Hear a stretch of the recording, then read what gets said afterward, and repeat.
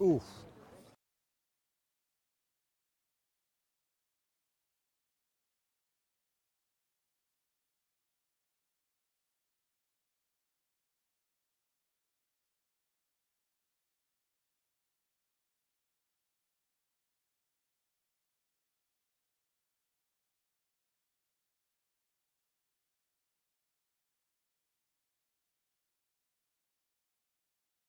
Entrepreneurship.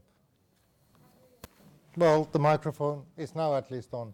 So welcome again uh, for the high-level panel 2 on innovation and entrepreneurship. We have very interesting panelists, very interesting contributors. As said earlier, you have the bios of the persons in your booklet, and of course the contacts you will have later. Presentations, slides, eventual material you will also be accessing after the event. The choreography of this session is as follows, and it was really not pre-planned in that way, but Desiree has a longer presentation type of contribution for this 50-minute session. Well, she takes her fair share of the discussion time as well, as she needs to leave actually in the middle of the panel. I'm very sorry for that, but there were no Ryanair or other flights out from the city late enough. So just as a remark. For the rest of us, we will have a short introduction on the topic from our perspective, with or without, but very few slides. And then we move to a more interactive mode where, again, I really wish that we create a lively discussion, a debate which continues even after this session. So without further introduction, Desiree, please. Transatlantic connection. So thank you very much, Bror, and the organizers for having me here. And I do want to apologize to all of you. I do have to leave early to catch a plane, and I'm disappointed. But my slides will be made available, and my contact details are at the last slide. So if you want further information, or you have any questions, or any of the panelists, if you want to engage further on some of these topics, then please do get in touch. So as I was saying to Bror, as I was listening to the morning session and also the earlier session, I kept changing my mind about what topics I wanted to focus on. So I think we'll just go through the slides and see where it goes. But really what I want to talk about is some of the conditions that are needed in Europe to actually be able to benefit from open innovation. So we've heard examples of what open innovation initiatives are happening, but what do you actually need for that to translate into some of the economic impacts? And also what can be some of the perhaps more negative implications, and is that being thought about as well? So why is it really urgent to talk about this now? I work for the conference board, and we've just done a study actually for DG Connect, really trying to highlight why it's so important to resolve some of these issues now so that Europe can actually benefit from information and communication technologies and the innovation that it enables. And I think as the technology progresses, the characteristics that mark these technologies, really the network and the scale effects, are increasingly being hampered by some of the barriers that are still in place. So resolving these barriers is absolutely crucial, not just because digital is moving so fast and other players are moving in very quickly, and emerging countries are coming into this space, but also that Europe is still in a growth vacuum, and it's really struggling to recover from the crisis. So really resolving these barriers to be able to actually benefit from innovation and from technology is absolutely crucial at this time. And there's still a lot of framework conditions that hamper innovation and entrepreneurship in Europe, and also regulation that hinders these network and these skills effects that are really typical for this technology. So for the transatlantic perspective, so some people are getting really fed up with hearing the comparison with the United States, but I think there's still a lot to be learned there. So we know there's a lot of work been done, for example, in the UK by John Van Reenen and others at the LSE on why American companies seem to be better at capturing some of these benefits that innovation and for example, organizational innovation and ICTs can offer. And one of the reasons seems to be firm structure and also management and organizational capital. There's also, I think, a more generally developed, already in place, system where you have the skills networks and the innovation ecosystem that are really much more integrated. And we're starting to see that now, and some of the initiatives that were mentioned today, I think, are really promising and might lead to, you know, further developments in that area also in Europe at a broader scale. And then the last two of those four initial points are to do with regulation. And I think that even though the Commission and national governments know that this is a problem, it's so frustrating to see that this is still not being dealt with. And some of the speakers this morning mentioned something about, or I think it was Robert Madeline maybe on video, that the election results seem to show that people are disenfranchised with government. And I think part of that is to do with that, you know, these reforms that need to happen are not happening, and therefore they're not actually benefiting from some of these developments that they see are taking place. And if you look, for example, at tech companies, say like Facebook, so Facebook has created a lot of wealth, but it goes to very few people, and it hasn't created that many jobs. So I think people are disenfranchised not only with politics, but also with business. So these initiatives that were mentioned this morning, for example, the crowdfunding as a way of engagement, I thought that was really interesting, and I'm certainly gonna have a look at that again. But so this idea that, you know, there's a lot of wealth being created that goes to very few people, that's what Erik Brynjolfsson calls superstar biased technical change.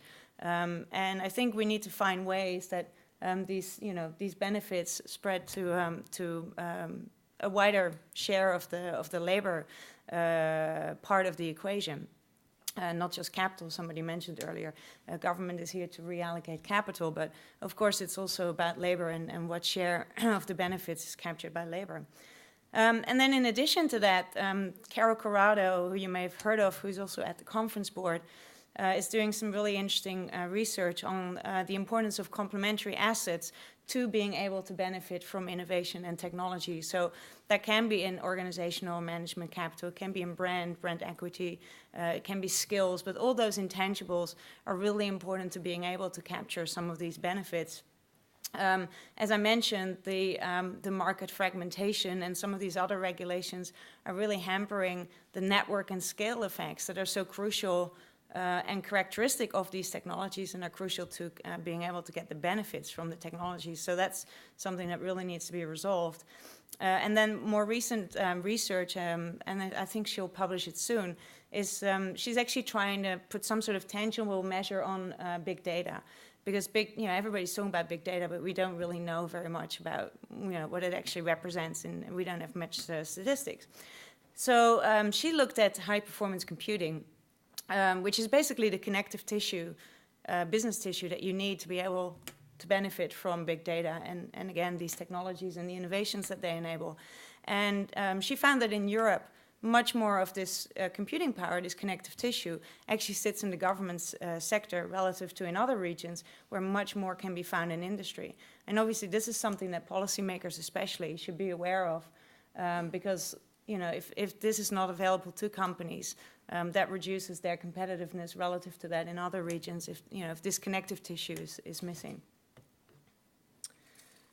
So this slide, I at first thought I wasn't going to spend any time on, and now I think I will just point out one thing. So it's a scenario analysis that we did for DG Connect, and it's looking at the factors that allow you to benefit from IT. So the bars in these four quadrants are actually growth rates in Europe. The gray part of each bar is the contribution that ICT makes to growth in the European Union. And on the two axes, on the vertical axis, you have global growth. So obviously the pace of global growth, global demand for products in the EU are one of the drivers of growth. And on the horizontal axis, there's the degree of market integration. On the left-hand side, there's basically complete fragmentation, and on the right-hand side, there's complete integration, one single market. for IT-enabled services, for example. And so obviously you see that in this quadrant here, you can benefit the most from growth. And so when people look at this first, they go, oh, that's the scenario that we want. That's where we want to be. So it relies on fast growth, but also completely integrated markets. And this was something that I was thinking about this morning when people were talking about, we must have open innovation and everything. And I agree. But I think what's important to realize is that an environment like this one here, where there is a lot of innovation, is also characterized by great disruption and constant change. And a lot of people might not actually feel that comfortable in that kind of environment, especially in Europe. So, it's important to keep in mind that perhaps there's some other values in Europe that are also important and that, that need to be taken in consideration. I will just skip to this slide, which has my contact details. And please do contact me if you have any questions. I've also put up some links there with free resources that we invite you to come and check out, and please be in touch if you have any questions. Thank you.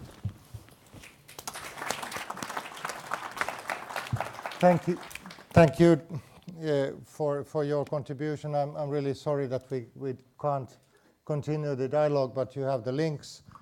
For sure, one of the key messages is look beyond the obvious.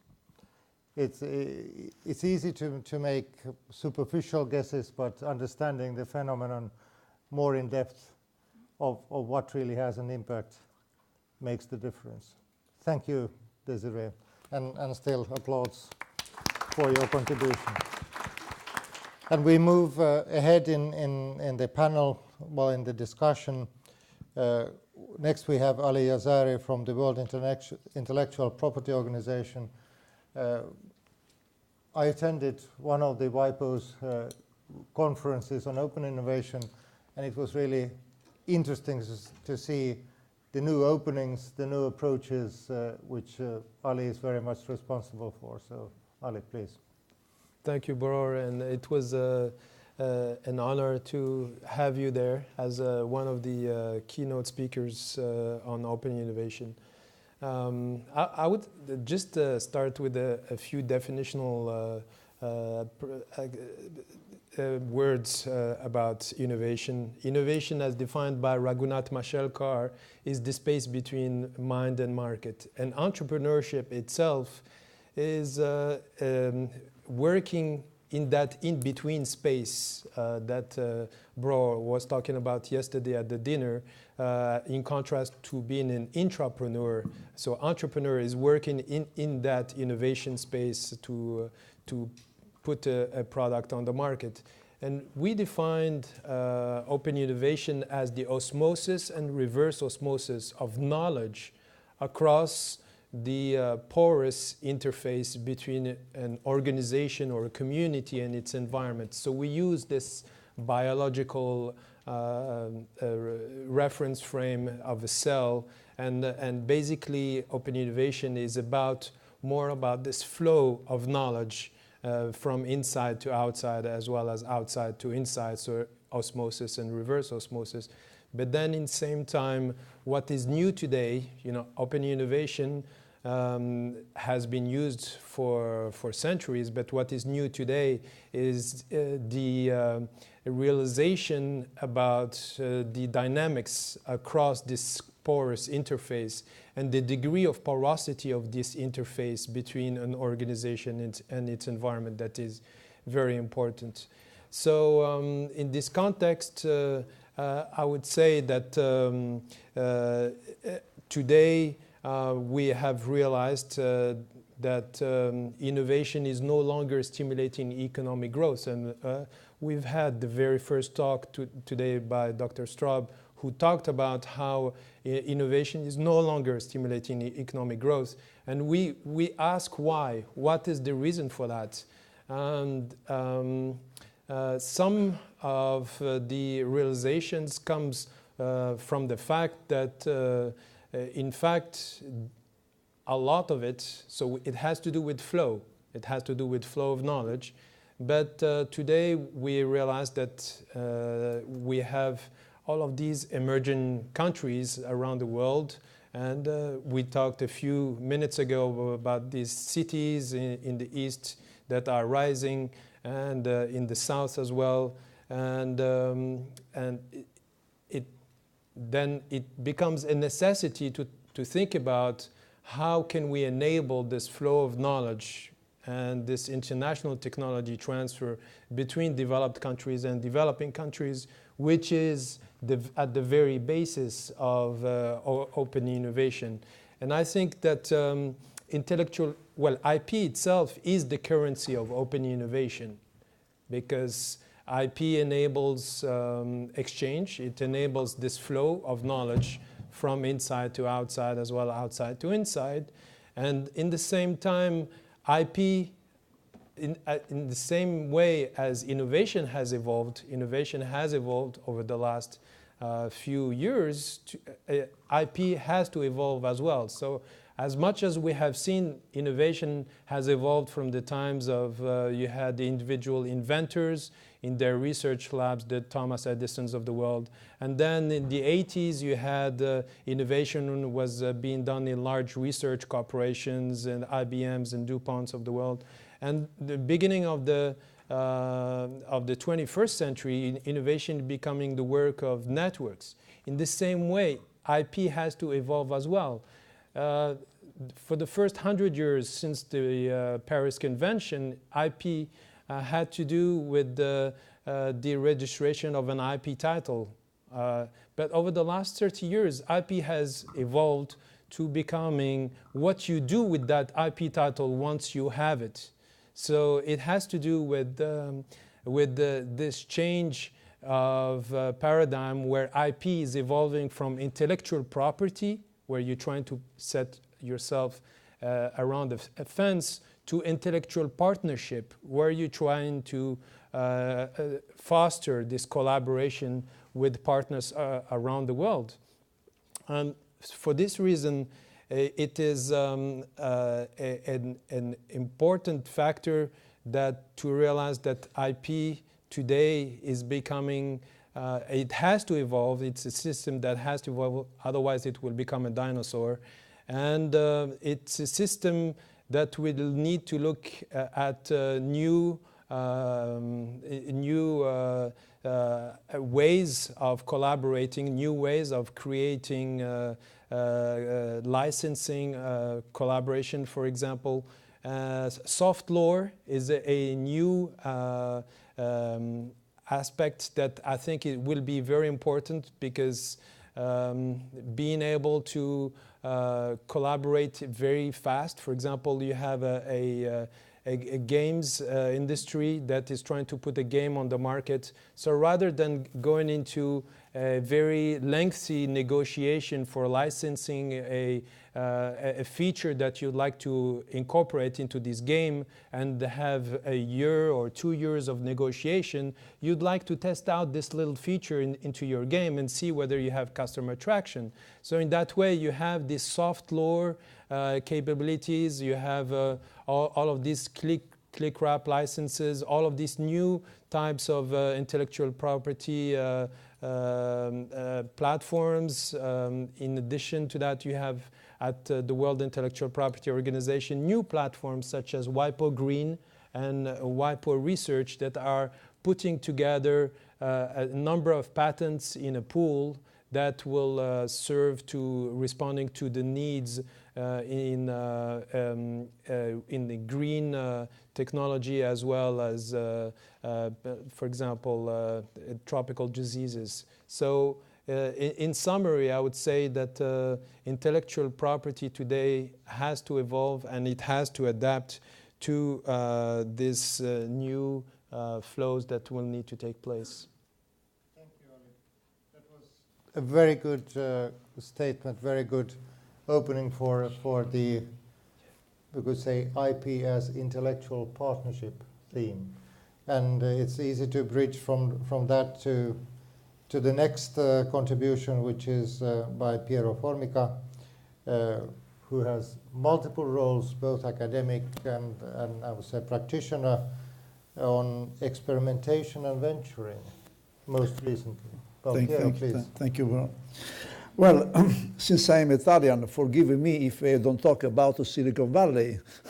I try to talk a bit about the Florentine Republic, Repubblica di Firenze, and the Renaissance time.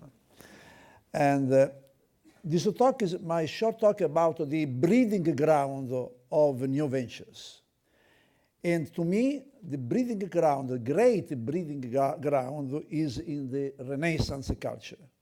First of all, the people who are aware of the Renaissance, they know what's the meaning of venture. Venture comes from Latin, adventum, which means to arrive, to happen, something has to happen. And how? The how is that people embedded in this type of culture, they don't use the word risk. They use the word uncertainty, which is much, very far away from risk. Incidentally, Lorenzo il Magnifico, in the 1400, he wrote a famous poem in which he said, of tomorrow there is no certainty. This, the people who have classic studies, they know this famous poem. Why I mention this? Since not my professor, I was a student of the students of John Maynard Keynes since I am 70.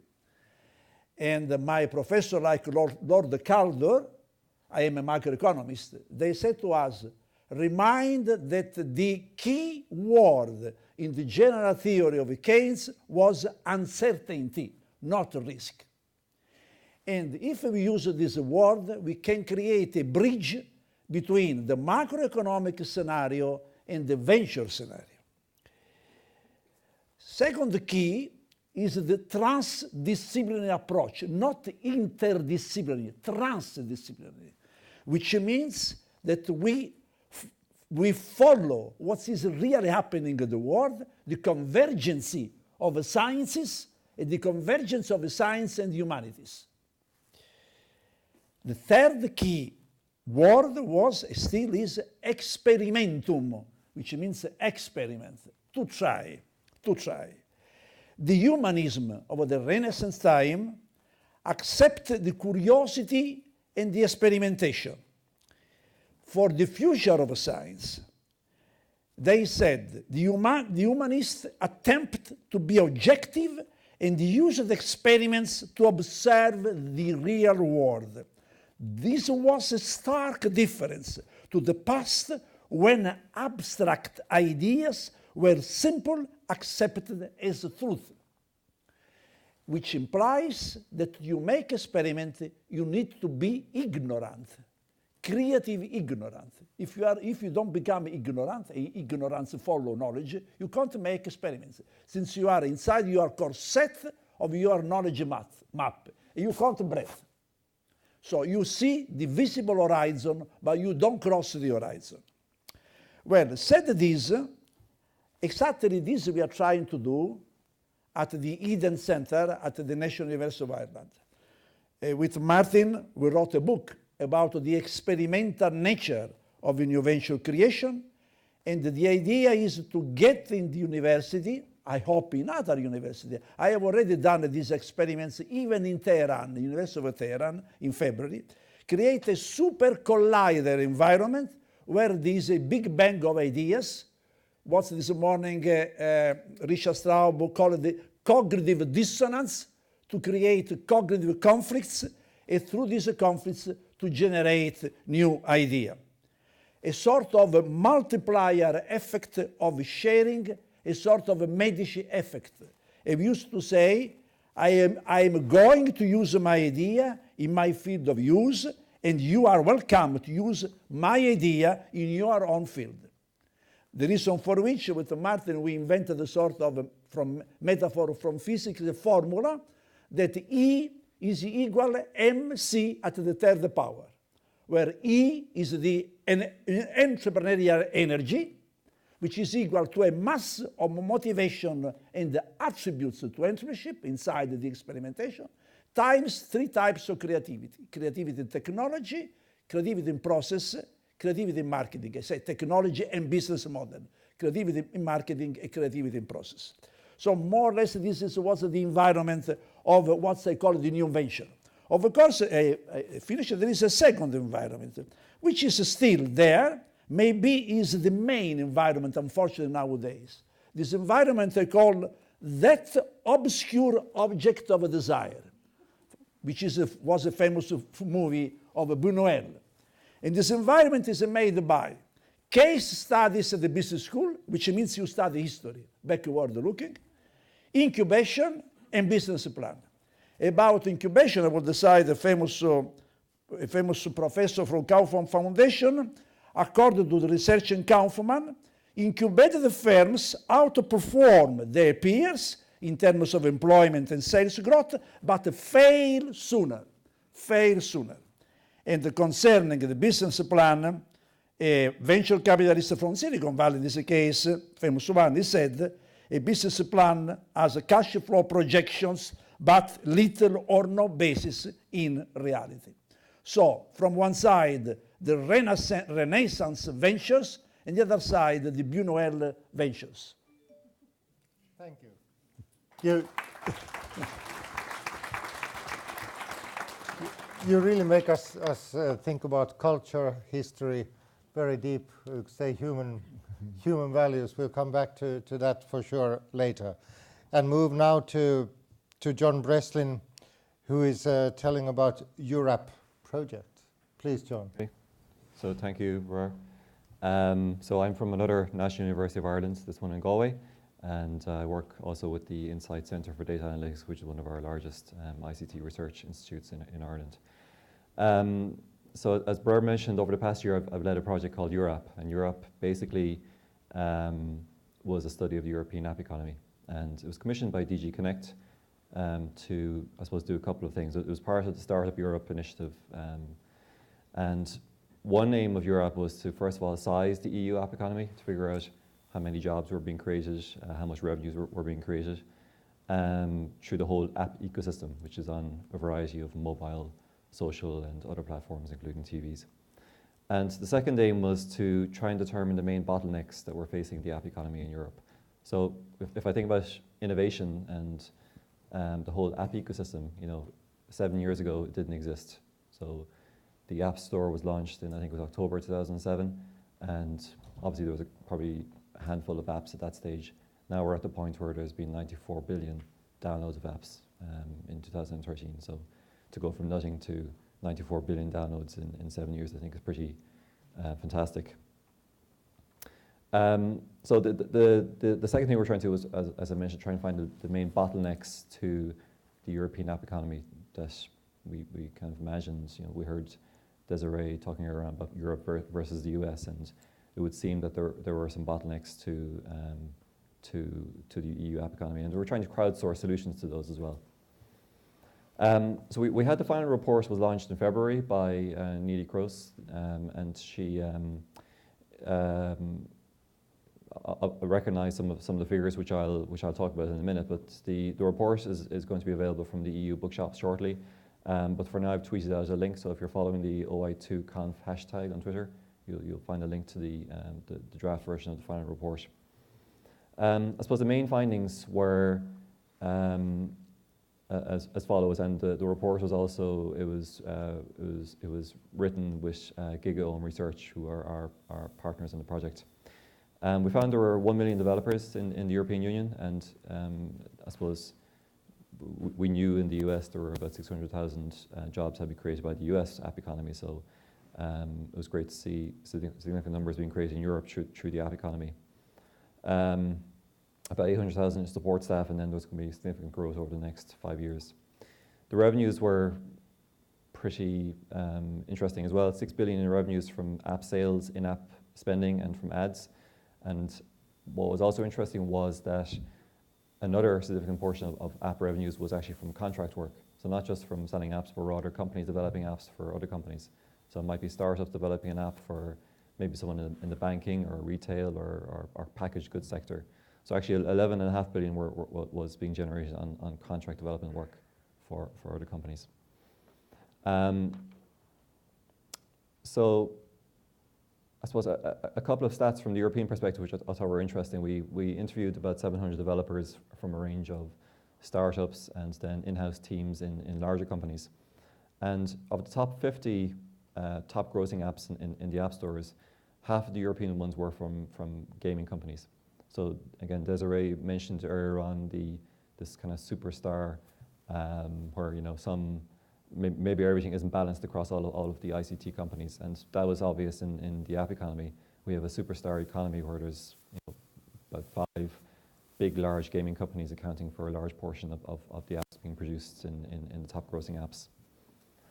And I suppose you may have heard of this trend from paid apps to in-app purchases. So previously where people used to buy apps and maybe upgrade from a free app to a paid app, now there's a trend towards having free apps and having in-app purchases. So again, the trend we saw was there was about 52% of apps last year were paid apps, and we see that decreasing to 35% in 5 years' time.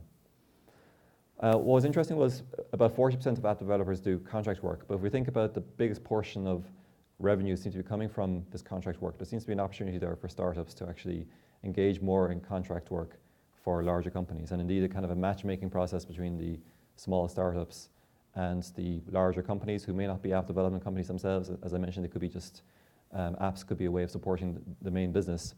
There seems to be sort of at least a matchmaking mechanism would be useful there, and then there's obviously an untapped market if we can actually grow the number of developers who are contracting for larger companies.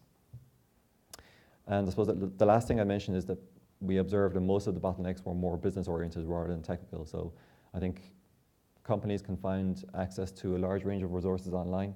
They can get tech guides and videos and whatever, but more companies have problems with business rather than with tech. So whether it's being discovery of their apps through the various systems, customer acquisition is a big issue for app companies. And as I mentioned, that kind of matchmaking, but even a marketplace maybe where app companies, big companies with a need for an app could actually identify, resource and hire startups or developers to work for them, I think is something that would be quite useful.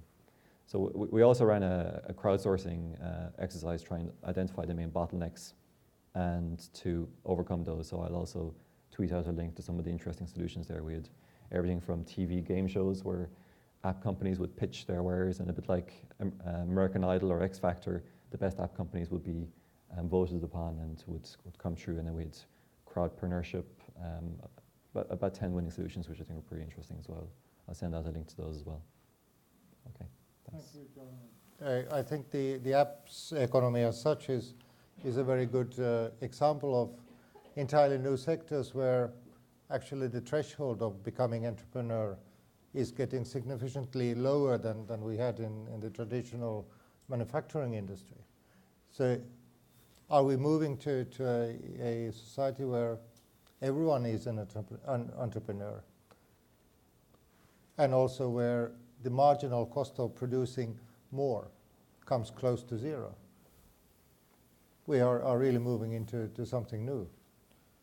And I think an example of a person who has moved to something new and also changed the mindset a lot is Jasper Roos, who I learned to know as a banker, but now, well, as Chief Humor Officer. So please.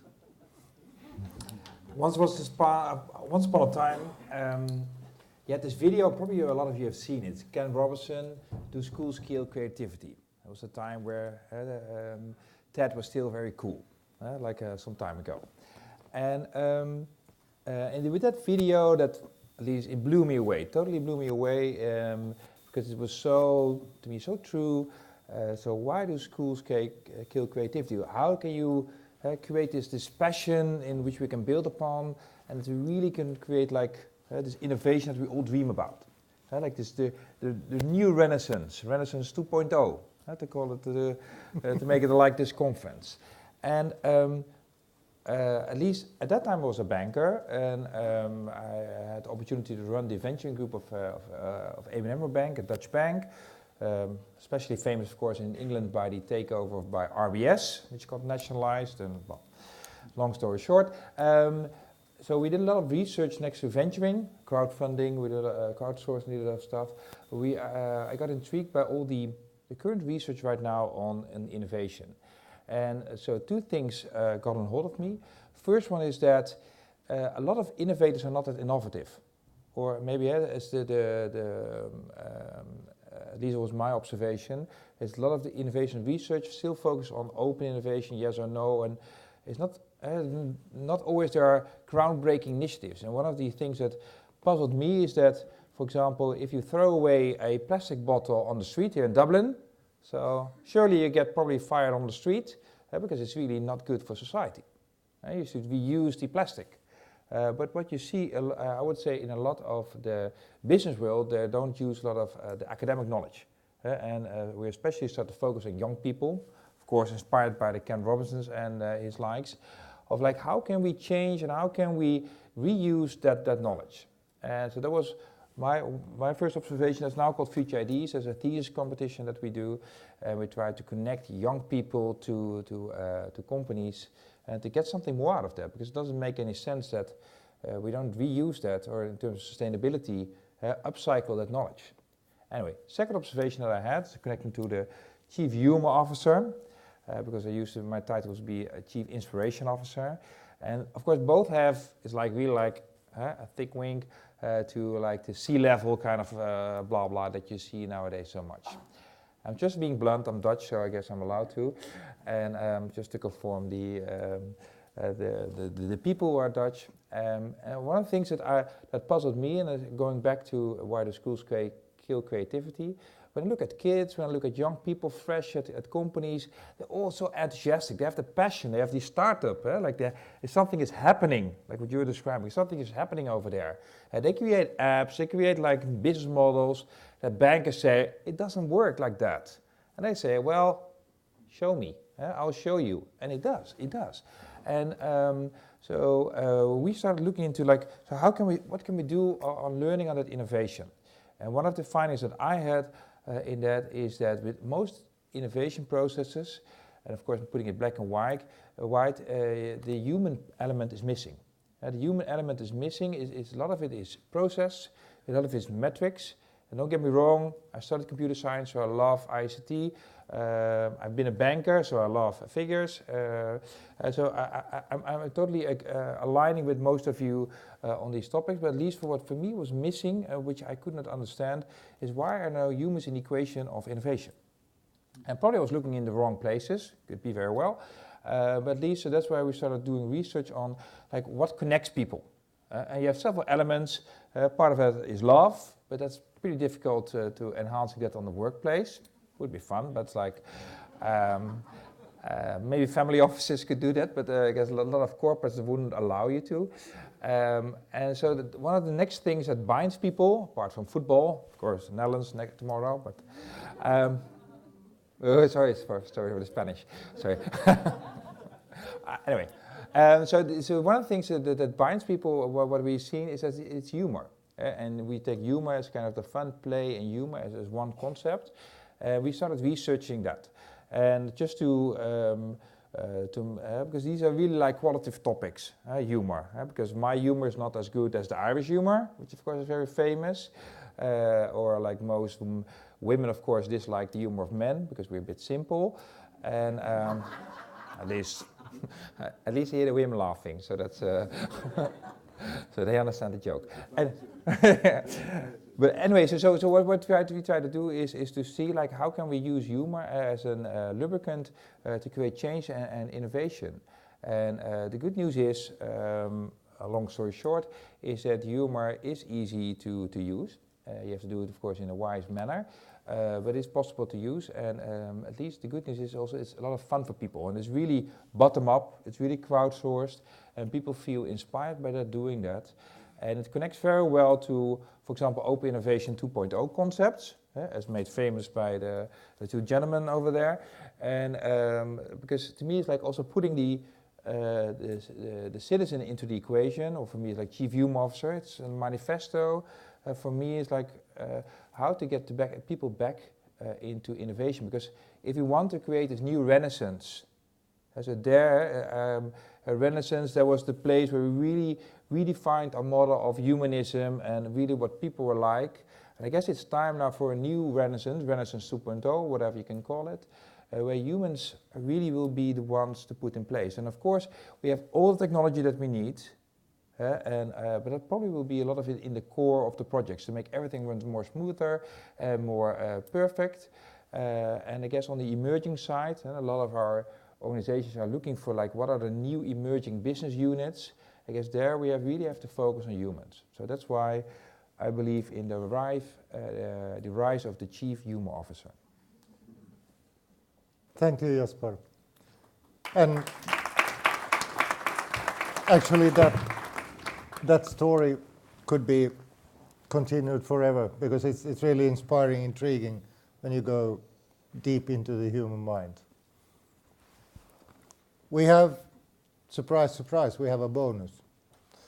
We have a bonus related to entrepreneurship.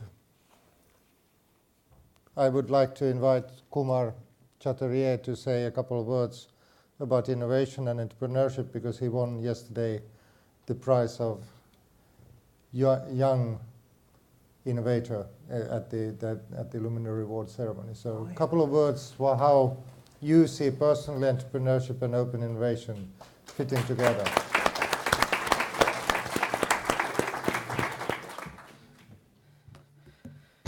Thank you. So first, maybe for those who were not there yesterday at the award ceremony, this is an immense honor, I think. And as I said yesterday, I took it on behalf of all the innovators and entrepreneurs in Europe, some of them on this panel itself, who don't have a voice. So this was actually a very interesting panel, and I loved listening to the different views. And some points that stuck out in my mind, which I think are very relevant, is one, what you mentioned about the fact that now innovation is done by networks, and IP has to move from the idea of the IP that we have, which is currently stifling innovation, both in the US and in the EU.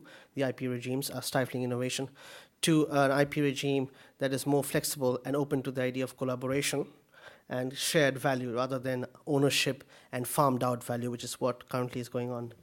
I found, the point that you mentioned about the link between innovation and education to be extremely important. And I think what we see both in the community and also among the young innovators that we talk to directly on the topic is that there's very little link between what you learn in schools and how that will support you in building and developing your idea. Apart from the fact that if you actually talk to your teachers in schools or to the educational ecosystem and try to say, well, I have ideas and I want to do things a certain way, the general response is, well, hold on a second, you've got to pass your exams, so can you study your courses and answer the questions? So that is one of the biggest reasons why a lot of young people don't actually go there, because you're just told that this is not the right thing to do, and that keep those dreams aside because that doesn't help. I know Intel does a huge amount of work there with the Intel Awards for Young Innovators, and somebody actually came up with the killer for the Google car, so the open sourced automated driving, and I think he was just 17, and somebody else who was 14 came up with a way to detect cancer. So this is the kind of value that you can unlock when you move away from this idea of let's go through classes and K-12 schedules and exams, and if you don't pass an exam, then you're nobody, that sort of thing. But the truth is that, of course, things are moving, and as John pointed out, the app economy has taken off. And I recently wrote my vision for Europe for Startups 2020, where I referenced your study, John, a little bit, to say that, in fact, what we need to go to is an area where we have not just 100-200, but thousands of startups per year and hundreds of thousands of startup jobs, because that's when you really have a culture which is working. But first, of course, you have to make that culture work, which is, I think your point was excellent over there in terms of the Renaissance culture and what that has taught us and what we have unlearned in the years since. And that is the issue, is that if you boil it down to one point, it is the fact that culturally we hold ourselves back. It's not because our ideas are poor. It's not because our education is poor in terms of quality. I'm not saying in terms of attitude, maybe sometimes. It's not because the framework conditions are not as good, although that does play a role. All of these are significant. The most important thing holding us back is this cultural aspect of being risk averse, of choosing the safe path, of trying to say, well, if I could jump and fall or not jump, let me not jump. But if you never jump, you will never get to the next level. Yes, you might fall and break a leg, but if you never get to the next level, and nobody gets to the next level, how does society move forward? The answers that we need to have on entrepreneurship quite often, and now there's a big debate compared to 3 years ago on this, but the answers don't come from the Commission, don't come from the governments, don't come from the regulators. They're there to help. They're there to listen and formulate policies and structures, which they are doing, but the answers have to come from us. So we've all spent 2 days here, well, at least 1 day and a half here in this conference. So the question that I think we should ask ourselves as we move out of this room is that, what is it that we are doing in our lives that we can feel later on that we've added value, where we've created the entire value, rather than just being a part of a larger value chain? And that is the essence of entrepreneurship. Entrepreneurship is not because you want to become Mark Zuckerberg, and very few ever will, as a matter of fact. Entrepreneurship is not because you think that Richard Branson's lifestyle, and he's a fellow awardee yesterday, Richard Branson's lifestyle is fantastic and you want to somehow emulate that, because very few will actually get to that level of achievement or that level of a lifestyle, let's say. And entrepreneurship is not because you want to sit there and say, well, okay, look, I can write a few books around this because I've done it. It's simply because it helps you be more fulfilled as a human being. That's how I see it. That's how I think a lot of young innovators and entrepreneurs in Europe want to see it, that even if you don't express it, at the end of the day, your job is not what defines you. It is you that define what is your job. And so I hope that we can all go back and look at ourselves and think, what more can we do that connects with what we really want and the world that we want to see? And if we can do that, we would then unlock what entrepreneurship can mean. And I hope the young people of Europe will take more inspiration from this award, and we can move forward in doing more of that. Thank you.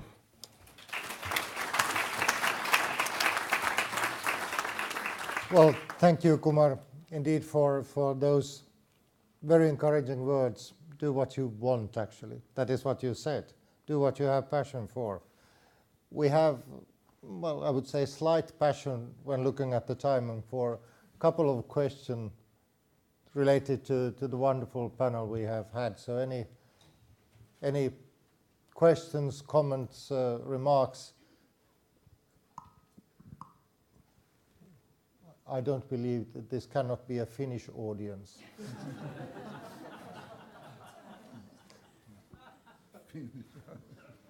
Well, we tend to be sitting in the back corners, quiet. Well, Martin. So first one. Well, we have the microphone here. I have one here actually. It's for Jasper. The Dutch football strategy against the Spanish. Are they going to use a full frontal assault again? Well, I spoke to Van Gaal this morning, and he was quite clear that we create like an orange wall, and at a certain point, with kind of Braveheart person popping by, saying to the front. Now, it will be difficult, to be honest. So it will be difficult. I guess we have some issues here. There was this like big deal with Robert van Persie that was nearly being hit by a kite surfer, and I'm not sure whether it's relevant, but I see so. But we were a bit afraid that even our best player would not make it.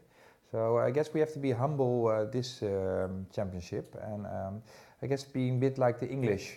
So that we just hope for the better. Yeah, although the Holland odds are 33-1, so I think it's a good bet. But yeah. But just thinking about actually, so soccer is something that has become sort of universal, and all of the eyes of the planet are around it. And there has been obviously there are some scandals and all sorts of hype going on. But what could soccer, what has achieved in soccer, over 100 years? It's become sort of the global game of the masses. Many people have a passion. They love to play it. They love to watch it. Is there anything we could learn from the very fast diffusion of soccer around the world in terms of actually open innovation and faster diffusion of other innovations that could perhaps be even more impactful? Is this one question or like? Well, let's see. Yeah. Okay, I'll take the simple one. You've got a big mind, so. Well, at least So maybe a couple of observations to understand the question also a bit better. So I guess one of the things that of course makes it attractive, and that's also part of the app economy, why football is so attractive, it's you don't need a lot of skills and tools to start off with football. It's more difficult with rowing or with playing hockey, or you need more tools, you need more initial skill set. And I guess that's a good thing for soccer. You just need a ball and 2 feet, but that's really abundantly available amongst the humans. So that's at least what you just need only a small thing. And I guess I would not say that soccer has been developing, at least has been spreading quite rapidly. It had not been innovating quite rapidly, I guess, because that's the big Blatter case. And I guess I don't want to discuss politics over here, but that's one of the things that happens over there. But what I do like about soccer, and to connect it, for example, to humor, we've been looking a lot at how to create successful teams. And within soccer, this is, of course, you need to have the talent. For example, like the Spanish guys, like Del Bosque, I guess, is a very good example of that. The coach of the Spanish team, they don't not only have like the perfect skills, but especially, as far as I know from the newspaper, he's a very, very good team coach to inspire them all the time. And that's why, of course, it's massive success that the Spanish team has had over the last couple of years, that they were just an inspirational team to work together with. And they wanted to work together, crossing the bridges between the Real Madrids and the Barcelona. And I guess it's more or less the same, Chelsea versus Manchester, or Cork versus Dublin. I guess it's a bit less heavy over here. But anyway, so and I guess, so what we've been trying to do also with humor, look at a lot like, so what does happen in teams? How do you create better teams? And of course, one of them is trust. Another one is what builds them. It's really like this soccer humor, the football humor. And that's also these totems that these successful teams have. They have something. They have some trend happening in their group, and that's what makes them like really sticking behind each other. And that's what happened with the Dutch team last time, where we ended second, of course, after the Spanish team. And I guess that's what we see as well, that we can learn from soccer to innovation. So sometimes about the best players, but most of the time the real winners are the teams. And of course, going back to the Renaissance 2.0, or humor, or whatever you can call it, is if you start to learn like how to see it as a team, because innovation is really a group process. It's really a group process, which is soccer is as well. It's not a play of tennis. And but yeah, football. Sorry, it was. Florence began with soccer in the 1300s. Oh, they did. Okay. Anyway, okay, even better.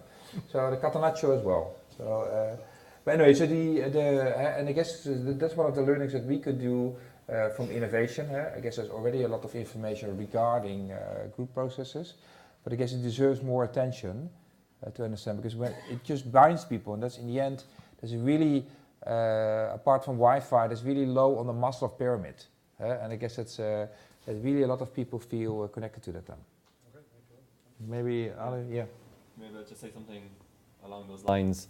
I think what we're probably going to see is not so much what soccer maybe can have taught us in the past, but what's going to teach us after tonight's match and for the next few weeks. Because as social media has grown, it takes a kind of a global event like this, I think, to really show the power of, because there have been local instances of social media for politics and maybe concerts and national matches, but we're now kind of at this, I suppose, tipping point where, tonight and for the next few weeks, we're going to see people crossing boundaries and countries and coming together through soccer. So, I advise a number of startups that are looking at ways to try and leverage this expected flood of social media around the World Cup.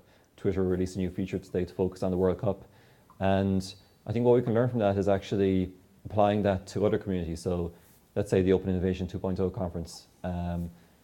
That back channel on Twitter, how can we leverage that? That's bringing people together who are here physically, who are in the room, who are watching through the stream. I was a little bit late this morning, but I tuned into the stream this morning in my hotel room, and I was able to contribute to the Twitter channel. So it may be how to leverage that kind of global thing for other types of either topic-specific events or maybe even global events. So I'm thinking of concerts and live aid scale things that are of global appeal down to communities of interest like this one. Well, thank you. Thank you. Applause for. I would add also Well, please. soccer that I think what makes a winning team is really not the stars, the number of stars that you have in a team, but rather the communication between the team players, how harmonious the team is, and how consolidated they are. So they may not be all stars, but as long as each one of these team players are working really well with each other, this is what really makes a winning team. And I think in open innovation, there has been some studies looking at the optimum number of nodes or optimum number of team members in a collaboration. And oftentimes what makes a winning team in open innovation has to do more about the communication, the cross-pollination, and the interdisciplinarity, the cross-disciplinarity between the team members that will make a winning team, rather than the number of star companies that you have within the team.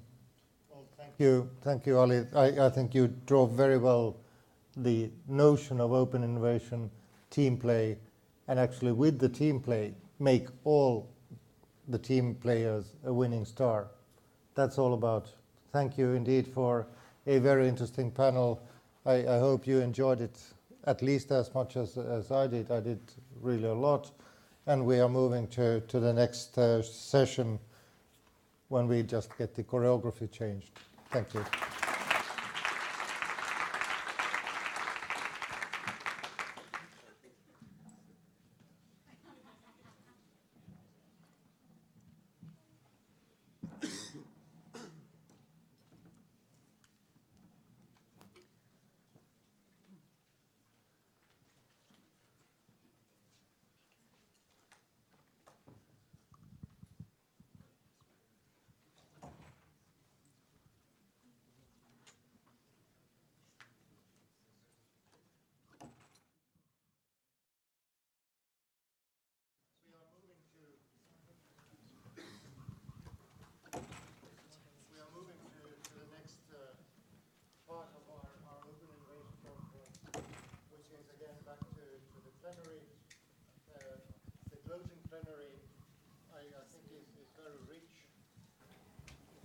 Putting a lot of lines together, what we have heard about already today, and when we just get the, technical solution plugged in, we have probably their Chinese technology, American software, and European content, so it takes a bit time before we can start, but anyway, we are following the program. We have first Megan Brown to tell about us from Euractiv on the EU Community Project, which is actually quite interesting collaboration setting as well. So, waiting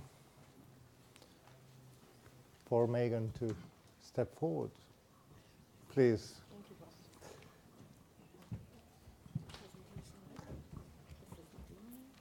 We should just get the right presentation up and running.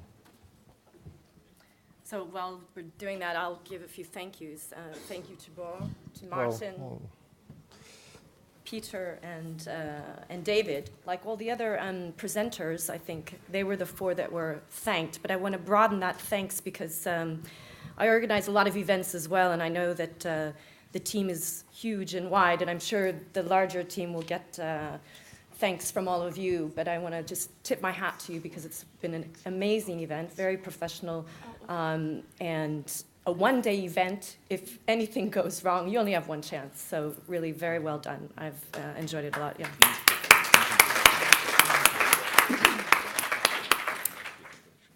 Somebody coming to change the presentation? It was not supposed to be me here today, actually. It was my colleague, Daniel van Leerberg, but he had another event in Paris on smart cities. Now, I'm very honored to be here, but I am aware that it's also the end of the day, and people have left for flights, people are tired, so I'm going to try to do everything I can to stick to the guidelines I was given as a speaker, which is to be short, sharp, and punchy with my presentation. And I'm going to follow in Stefan Scherper's style as well and add the word provocative, and I'm going to start right now. I'm honored to be here in Daniel's place because my being here changed the gender balance on these presentations and speakers, in fact. I think we're 5 women out of 26 total speakers. It's just a small little constructive comment to the organizers for the next time.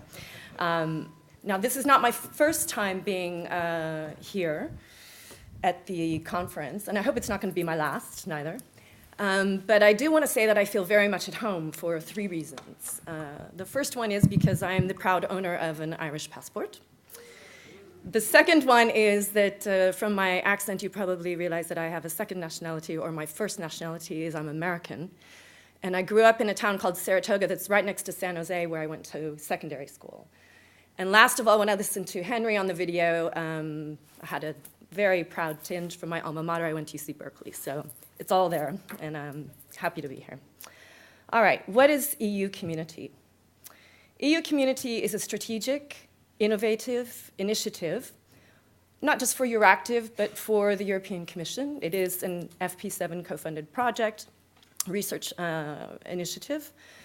And it's, we think, both the consortium and Euractiv, it's very, very strategic for Europe as well, the future of Europe, in fact. Now, we heard Richard Straub this morning say that we have this legacy of research, but we also heard about the transition into Horizon 2020. And I can tell you, after having submitted now 3 proposals under Horizon 2020 in the last 8 weeks, we're thrilled about the transition to innovation. Euractiv, most of you know who they are, but for those of you who don't, Euractiv is the leading online media for EU news and policy debates across languages. We publish in 12 different European capitals, and we have at any given time been providing that information and that news in 15 languages. Our core is Euractiv.com, which is in English, based in Brussels, and then .de, auf Deutsch, and .fr, en français. I'm being innovative and adding a little multilingual too, because I think we've had presentations in English all day. Now, I said it is then a research project, but Euractiv is an SME. Euractiv was founded 15 years ago by Christophe Leclerc, and the idea for Euractiv was we need to burst the Brussels bubble. We need transparence and efficacité, transparency and efficiency. We've achieved the transparency part, but what EU Community focuses on is the efficiency part. We often say amongst ourselves in the project and in Brussels community as well, it used to be that we couldn't find the information. Now we're drowning in the information. We don't find the right information. I think the phrase was given before. We are needing smart data, basically. So we are a consortium of 8 organizations. Euractiv was the initiator of the project. Intrasoft is the coordinator of the project. We are having 2 research institutes, but the bulk of the group, Euractiv especially, and the technology providers have a very strong stream of innovation. And so, ergo, we have I'm doing the wrong one as well, voila. And here I want to show you a little bit about the target audience of the EU Community Project. So there's 2 different segments, basically, that we talk about. There's one that's a user segmentation, that's the inner circle there, and then there's the geographical issue. So we have 3 different user bases that we are targeting. The first one is the decision makers, so that's your MEPs, your commission officials, your council. The second are the influencers. These are your classical lobbyists, the government affairs from large corporations, NGOs, trade associations, federations. And the last is the analysts, which are the consultancies, and the journalists, the media. Now, we talked a lot this morning about well, the theme basically for this conference, the co-create aspect, living labs and whatnot. The way we have addressed the gathering of the functional specs and the user requirements for the tools that EU Community is going to be delivering is through what we call creative workshops. And this is an element of open innovation, I think. What we do is we take the users and we put them in the driver's seat. Euractiv is famous for our stakeholder workshops, and this is the way we have run the whole requirements gathering process, whereby we have taken users, we put them in a room, and we ask them what they need. We sound check and double check what we have understood that they need, and this is the way that we have built the system. So it's a very, very clear focus on the users. The second part is the whole geographical bit. So you see that there's, within Brussels, about 100,000 actors. But if you open it up to the European capitals, there's 500,000. So this 600,000 is the Euractiv readership across the board. And there, I would like to harken back to other comments that were made this morning about innovation has been around for a long time in the cafes of Vienna, in the salons of Paris. I would add Las Tertulias in Madrid. And here we are, we're in the UK, we're in Ireland, there's Scotland, there's Britain. What about the pub culture? I mean, innovative startups, they might be launched in a garage, but where are the ideas hashed out, right? Over a beer with your mate at the pub. Not only in the UK, but in the States as well. So what are we doing? We're answering 4 different challenges about trying to make policymaking more efficient. The first part is the transparency bit. So as I said, the journalistic reporting about policy topics, in the last 15 years, Euractiv has been quite successful in achieving an increase of transparency. But we can go further with the EU Community, and we do that by providing the people that are relevant and influential vis-a-vis the policy topic, and the documents. And by documents, I mean a very large definition. So it's all the information related to a particular policy topic. The second challenge is the efficiency, which I mentioned before. We talked also about the different types of innovation. I think it was Martin, perhaps, the 3 different types of innovation. So we have the efficiency one, which is the second one, and the empowering one. Here, basically, we are using algorithms and the database in the system to filter and rank the people and the information so that it's more efficient. You don't have to go searching for it. You're not drowning in information. You get exactly what you need. Then the engagement part. We have Fraunhofer as one of the members of the consortium. They are the ones providing the dashboard, the visual analytics, so taking all the data that is there behind and putting it in a very easy-to-view way so that people can digest the information and make decisions faster. And finally, this was the quote that Robert Madeline was alluding to a bit, and we're doing our best to manage the expectations here, but the expectation is that by doing all of this, you come up with better quality policy options, in fact. So if you have better quality options, then hopefully the legislation or the policies you actually are going to be implementing are higher quality as well. This is just the value chain of the process that we're talking about to underscore that we're really, really in the upstream area. We certainly don't go past the point where the decisions are made. There are future ideas for EU Community 2 that may do that, where there's feedback loops and whatnot, but for the moment, that's where we rely. I won't take a whole lot of time on these, but it's just basically, did I skip one? No. These are just examples of the drill down that you could do for the different documents that you have. One of the pilot topics that we have are renewable energies. This is a mock-up here of what we call the policy line. It's the deliverable that, one of the 2 key online tool deliverables that we will provide. And here you're seeing what I talked about is all the documents and the information. So you have all the official documents, the stakeholder positions, and all the media links. Not only online media and print media, but all the social media as well that's related. I'm going to skip through these. This is another mock-up of the second online tool. This one we already have delivered, a beta version. And this is what we call the Euractory. This is a directory of all that community of stakeholders who are influential vis-a-vis a certain policy topic. And you can see that through an algorithm in the back end, we're ranking these people. So those are the three policy topics, the pilot topics: renewable energy, innovation and entrepreneurship, and the future of the EU. The idea is to demonstrate the proof of concept, engage these communities through these pilots and even sub-communities, and then build on them. That is the timeline, and those are all of the social media links if you'd like to join us. Thank you. And really, I strongly suggest you go to those media links, because this tool, the coverage is simply impressive. Thank you for that introduction.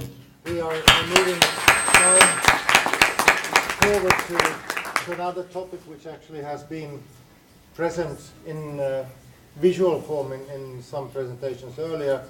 Paul Duggan, Tech Shop, please. Thank you, Rob. I was going to say now for something completely different. Can I just ask for a show of hands, who here knows about Tech Shop, maker communities, maker movement? Okay, thank you. That gives me a good check on that. What I'm going to do is start off with a very short video, which will help you just get a sense of what a tech shop is for those of you that are not familiar with it. So.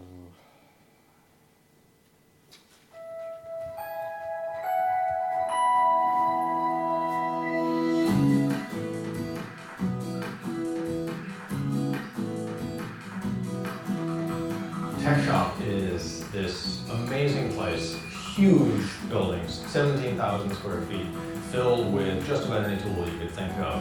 Tech Shop is a do-it-yourself workspace where we have a variety of equipment. Everything from woodworking, metalworking, plastics, sewing, laser cutters, electronics, automotive, sheet metal, welding. It is designed for anybody who likes to make things. You join as a member, just like a health club or a gym, and you can come in and use the tools for your own projects. Some people come into Tech Shop and they do just a little gift. They'll laser engrave some glasses for their friend's wedding and surprise them with this custom thing. One of the neat things about Tech Shop is that everything in the shop is geared and designed to be accessible to anyone that walks in the front door. You don't have to know anything about any of the tools or equipment or materials. The equipment might look really scary, but we have classes and green consultants here that will guide you to success on the machine. We offer classes that start at the basics. We'll start out by explaining what each tool does, how to use it, what it's good for, and what it's not good for. After you take one of our classes, you have access to that specific piece of machinery. You can use it as much as you want. You also immediately have access to all the hand tools, all the community resources that we have, the computers, the other members. You have just a huge amount of resources at your fingertips right away. We teach you how to be safe on the equipment so that you can come in now on your own with your membership and start to play and explore on the machine.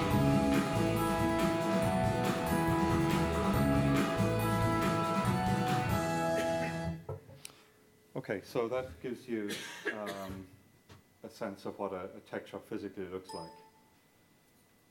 So let's try and get through. Let me try and give you a context for what the maker movement is.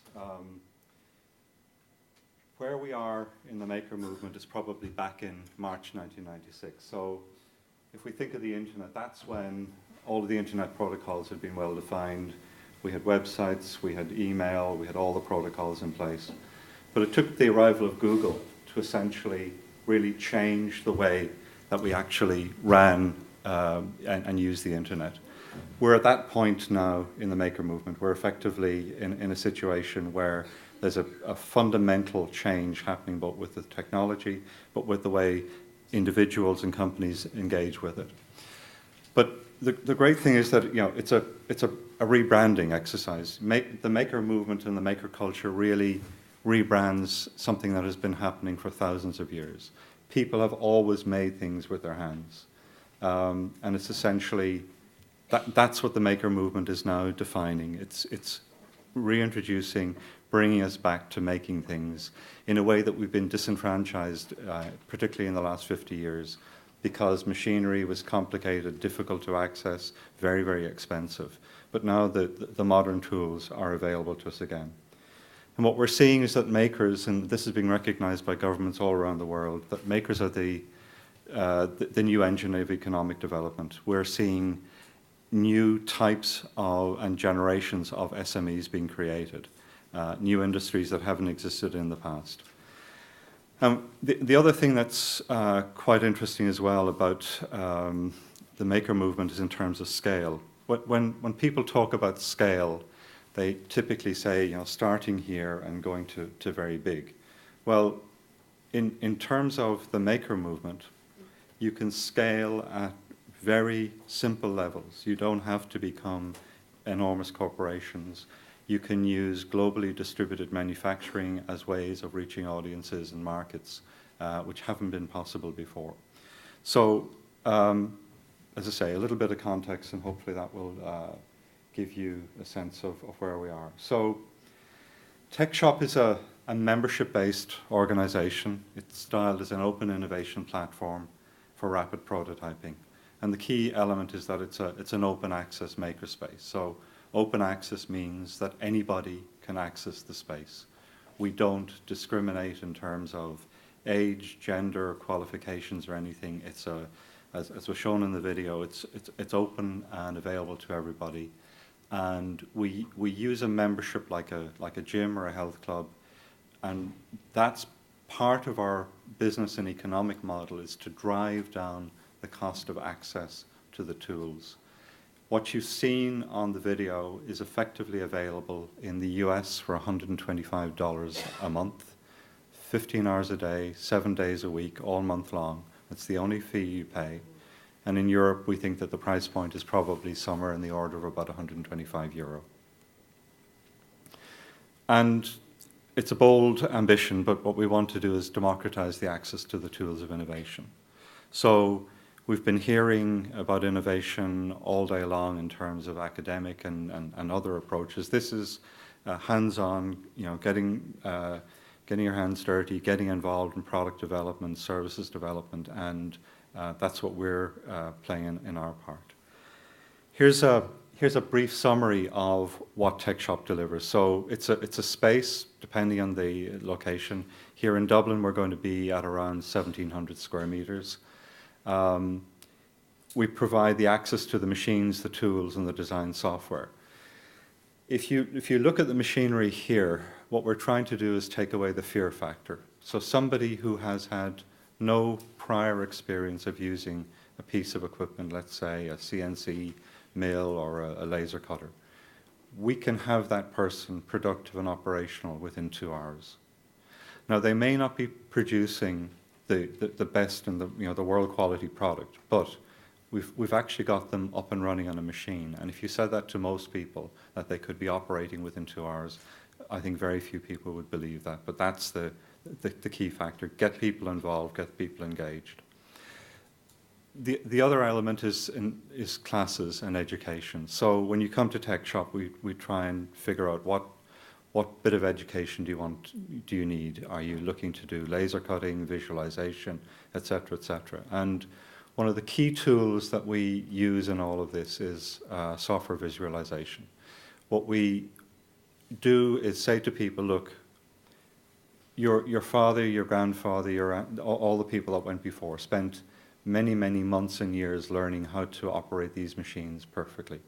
Today you can do it with a computer. So the emphasis that we give people is to say, okay, learn how to model something in software. Take your USB key, plug it into the machine, hit the play button, follow the instructions on the screen, and you're going to have a very viable product coming out of that. Again, rapid activation, fast learning, and again, encouraging people to go further because they're producing product very, very rapidly. Community is what TechShop is all about. You could look at the space that you saw in the video and you could say, you know, all it is a machine park. Lots of different machines, you can find those anywhere. And in many ways, you'd be right saying that. But the fundamental difference in Tech Shop is the support that we give people. Now, a critical factor to take into account as people come to us is that we are a service provider. We take no ownership or control or participation in any of the intellectual property of any of the projects that come into Tech Shop. So it's a safe place in which to do the product development. And people know that the idea that they bring in is theirs. Nobody's going to take it away from them. Nobody's going to ask for a share afterwards. And that's a fundamental difference between an accelerator or an incubator. Every time you have a conversation, somebody's looking for a piece of the action. So Tech Shop takes away that fear component as well. We also recognize that even when people have been trained and have the education, that they're going to hit the wall, some very soon, others a bit later on. But they are going to run out of ideas. They're going to run out of ability to do things. And that's where we come in, and that's what there was mention made of dream consultants. And it's a wonderful American term, but the company is called Tech Shop Build Your Dreams here. So the dream consultant is the person effectively who, when you hit the wall, is there to say, okay, how can I help? Tell me what the problem is. Why can't you do this? Where is the gap? Where is the missing increment of information or knowledge that you need? And what we then do is introduce them to somebody else in the workspace at the time. We'll say, Jim or John or Jane, I think that person can help you. What we try and do is bring them together over a cup of coffee, get them to share their knowledge and their experience. And we've had some absolutely spectacular success stories coming out of that. So community is what we really focus on. That's one of the core pieces that Tech Shop delivers. And it's a model that if you blog if you check on Google about Tech Shop, that's the common theme that everybody talks about. It's the sense of community, it's the sense of support, and that's really, I think, what the secret sauce is. So our mission is essentially to drive global innovation by engaging, enabling, empowering anyone to build their dreams. That's the credo that we have. We live it every day. And our staff, when we hire people, that's the overarching ambition that they have. That's the overarching rule that they've got to abide by on a day in, day out basis.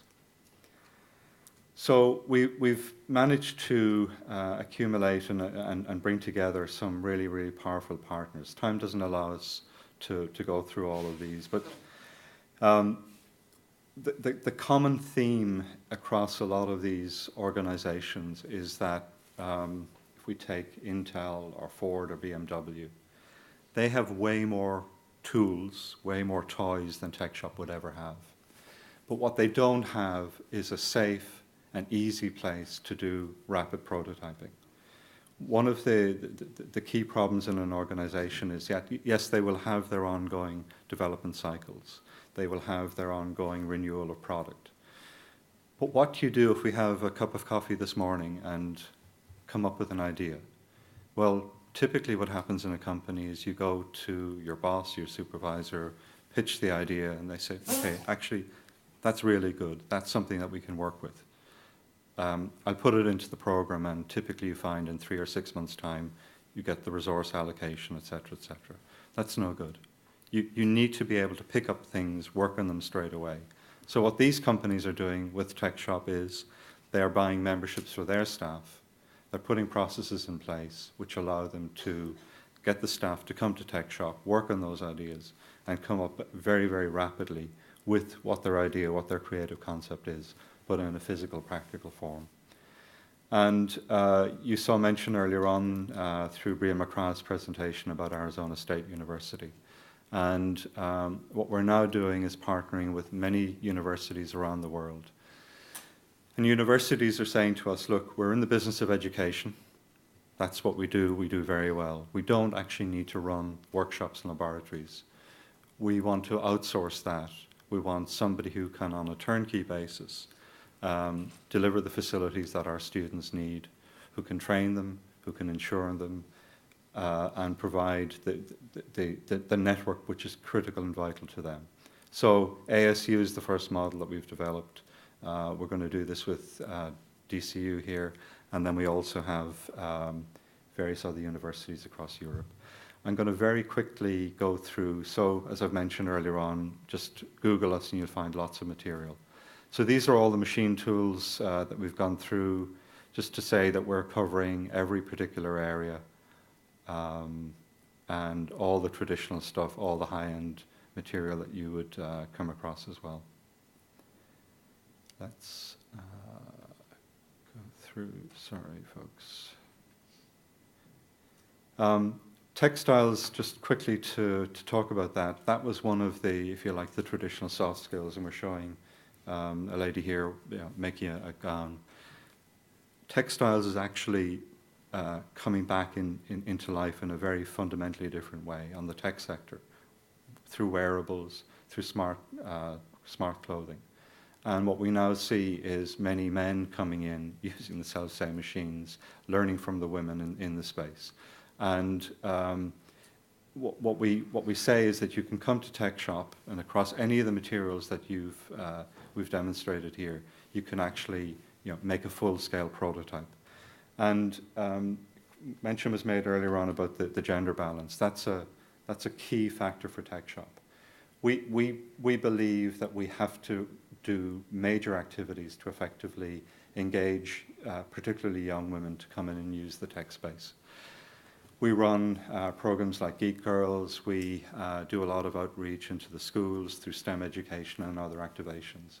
And our goal is to have it on a 50-50 basis within each of the facilities. Today, we're at 60-40. We have more work to do, but it's vital to us to actually get to that. And I'm the person on the left is Bill Ford, and through Ford's experience of Tech Shop, what Bill Ford says today is that essentially if his great-grandfather were alive, he would have started his company in Tech Shop. That's their experience of Tech Shop. That's what they've seen coming through. And I'm going to just very quickly show you some of the businesses born at Tech Shop. And Brower is just telling me we need to hurry up. So this is Square. Probably a lot of you have seen or are familiar with it, but it's all about peer-to-peer money transfer. Simple iPhone, credit card, swipe it through. That product was created in Tech Shop. Our part in it was that when James McKelvey, a glassblower, went to the investment community in Silicon Valley, they laughed him out of court and said, "Sorry, James, you're a glassblower. You know nothing about technology. You know nothing about the merchant banking business. Just go away." He came to Tech Shop, and from zero knowledge, he had some software development experience, I have to give him, but from zero knowledge, he came up with this functional prototype within 2 weeks. What you see on the screen are the 3 iterations of the product that he went through. On the 3rd week, he went back out with this device and raised the first $10 million from the self-same people who had said no to him. That's the power of something like Tech Shop. That's what it delivers.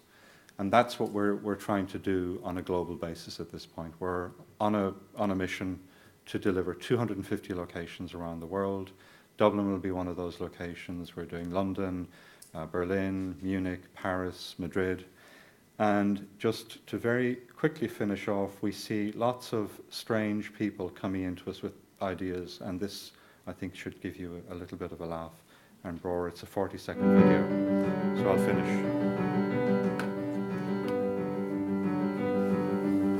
I don't think you have to teach innovation. I just think you have to coax people out of their fear of trying to innovate.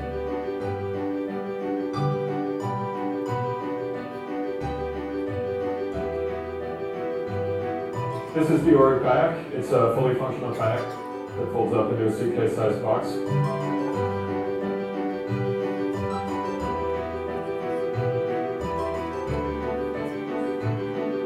I came to think of this a few years ago when I moved into a small apartment and had to put my kayak in storage. And at about that time, I read this magazine article on origami that inspired me to start playing around with ways of folding up a boat. This is the final material. It's a corrugated fabricated polyethylene that's really light but strong and durable.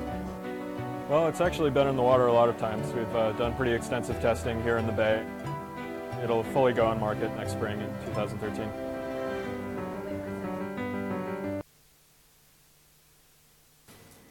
Community piece about this origami. Some days Anton would be wetter than others as he was going through the prototypes. And one day he was having a particularly bad time, having a cup of coffee, met a NASA engineer.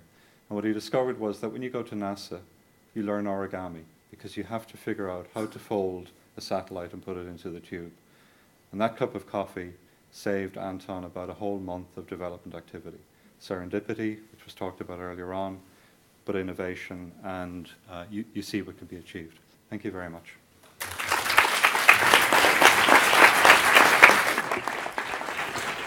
Well, thank you indeed. That was very inspiring and very concrete, showing how totally different disciplines need to meet, but also how the real world and virtual world need to meet. So really, well, I see definitely also personally a need for that kind of tech shops when doing different kind of spare parts to what different parts of my hobbies.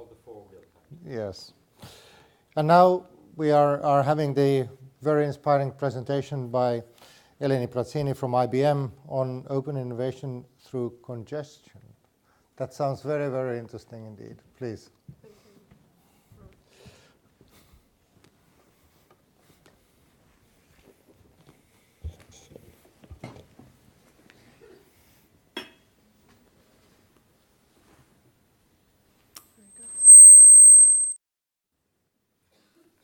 Okay. First of all, thank you, Bror, and I guess Martin ran out for the kind invitation. I'm very excited to be here. I would like to today I would like to present a slightly, let's say, unusual type of project that came out of one of the IBM labs here in Dublin. IBM has 12 research labs, and in 2010 opened 4 of those 12, one of them here in Dublin that specializes in particular in smarter cities. I'm not sure if Peter is still here, but when he was talking about smart cities versus dumb cities, I thought, oh, great, we call our center Smarter Cities Technology Center. And we are indeed looking into technologies to improve the citizens' well-being and the operations of the city. The project I will be talking about came out from one of IBM's programs that tries to encourage people to do innovative projects.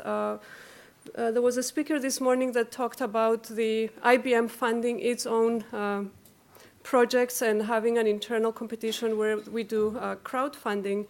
There's another program that we call FRR, Far-Reaching Research, where we encourage our researchers to go out and do something creative, something out of the box. So let me start with a picture. And you know, it's a very nice picture taken at probably early in the morning. And the question is, what do you see in this picture? Do you see a problem or do you see an opportunity? Probably to most people, for most people, they would see something closer to a problem. There are a lot of cars, a lot of parked cars. If you were driving through and you were looking for a parking space, you probably wouldn't find one. And then a myriad of problems come to mind. Some of them are time wasted in traffic, too many cars on the road, can't find the parking, emissions, greenhouse emissions, air pollution from the cars, accidents, road accidents leading to injuries or even deaths. So a number of problems that might come to mind.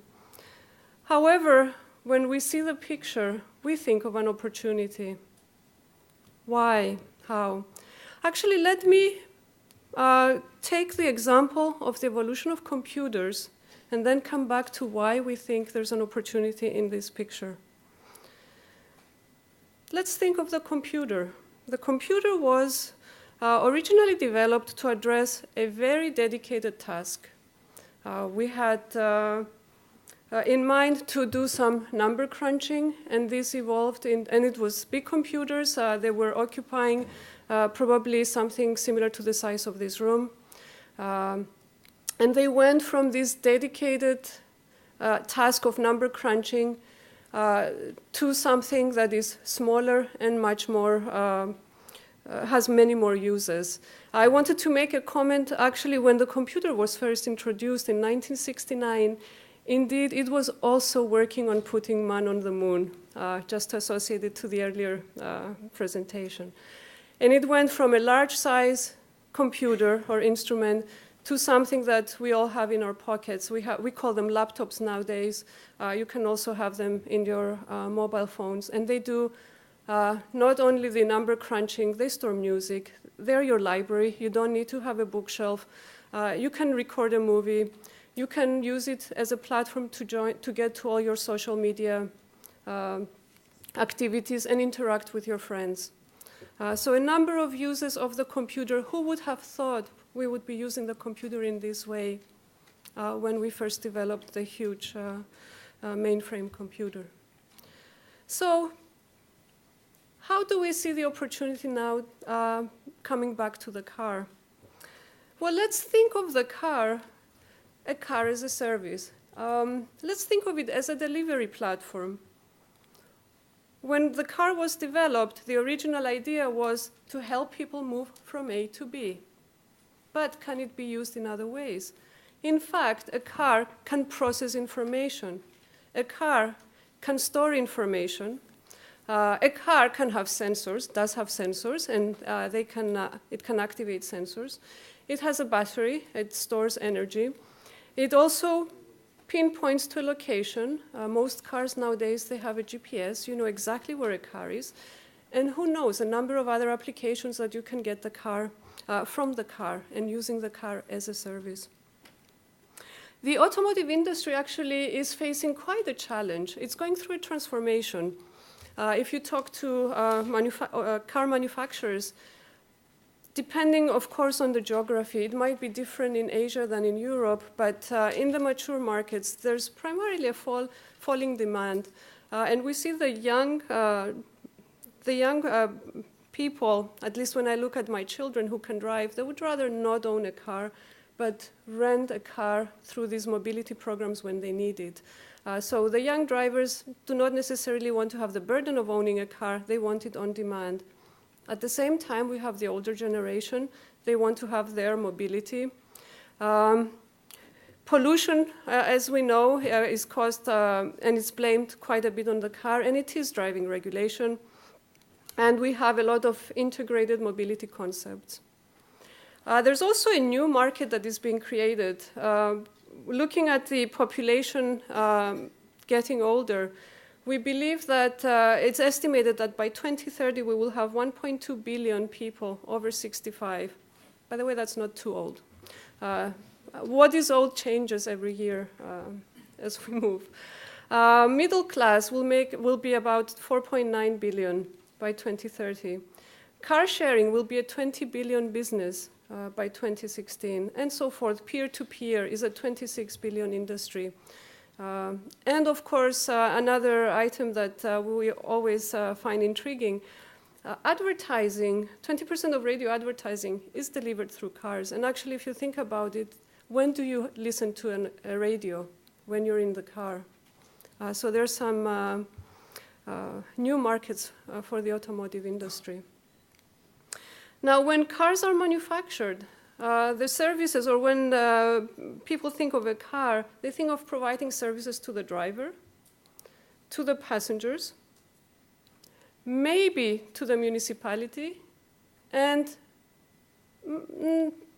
maybe recently, but not so much, to the citizens. And there was a lot of discussion in the previous presentations. How do we address the needs of the citizens? And the question here we're trying to address is, how can we use cars as a service for the citizens, not for the driver only, not for the passengers only, but for the citizens? This is the whole concept. And this is what our far-reaching research idea is looking at. So we would like to think of the cars as delivering a service.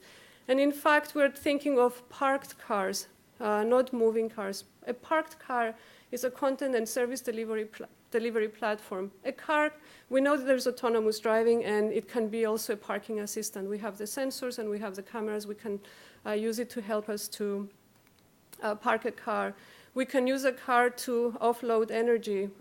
It can be used as an ad hoc infrastructure because of all the equipment it carries. It can be used to localize the location, for distributed computing, mobility, sharing, and so forth. So many services that you can use a parked car to deliver that. So what can we say about cars? Why cars? Cars, they're the perfect sensor. There is no issue about the collection of data. The data is there. There's no energy problem, and in fact, it's renewable energy. And especially as we move to new types of batteries for electric vehicles. It can carry a larger range of sensors. So you can put a large sensor in a car. That would be much, much better than having it on your mobile phone, for example, and cover a bigger range. Some interesting statistics. Cars are programmable devices. A modern car, and I find this extremely fascinating, has 100 million lines of code. This is staggering. This is just unbelievable. Facebook only has 60 million lines of code. Some cars have the same processing power as an Airbus. That's also quite an impressive information. And 100 CPUs and 100 sensors, and we can get more.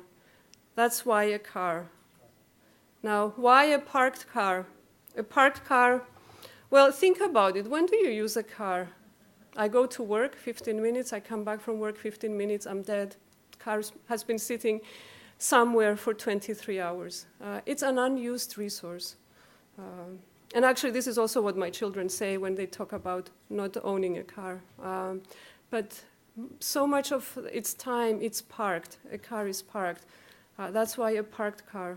There are billions of cars worldwide, and the number actually is expected to increase. Though there's a falling demand in mature markets, the number is increasing in the growth markets. And I was in Beijing a couple of weeks ago, and I was told that every day 2,000 new cars enter the road network. And that is actually controlled. There would be many, many more if the government did not impose any limits. Parked cars have also great properties. They have the batteries, they have the sensors, the compute power, and those are sitting there. They're unused, so we could actually make some use of it. Very, very interesting point here. Location is certain, so we know exactly where a parked car is. And there are so many devices on the car that we are not making use of. Also, the cars can be used to roll out infrastructure. Think of cars as being the towers in a network telecommunication, for example. They can be the sensors or exactly the powers for helping us transmit wireless, for example, enhance campus infrastructure. Now let's look at, it would be interesting to see what can we say about parked cars in Dublin. Through our collaboration with DCC, Dublin City Council, we were able to get some information and look at the density of cars parked in Dublin. We select the 23rd of December 2013, starting at just after midnight. We see how the density evolves over the day. The darker the color, the higher the density. As we start the morning commute, more cars arrive in the city and they're parked. Lunchtime, we see there.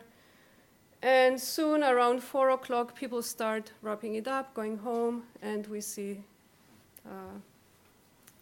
we had, if you noticed, people went home, and then there was, again, a slight increase as people come to the pubs, the pub mentality, and spend some time in the city. Now, how about connectivity? If we were to use parked cars in the city, okay, we saw the density. How about connectivity? So we don't need to have a complete full coverage of all parking spots to have connectivity. So we decided to look at streets that have at least 1 car per 10 parking spots. That would help us connect the city. So looking at that, again, the same day, starting just after midnight, we see how the parked cars improve the connecting the points in the city. Again, going through the same pattern, a lot of cars during the day, and then around 4 or 5 o'clock, we see the connectivity getting a bit looser. Finally, what can we say about the duration of parked cars, just to get a little bit more statistic for the same day? This is just moving through time. We see that how people come and how long they stay in a particular street before they move. Again, that could help us get useful statistics to do our analysis.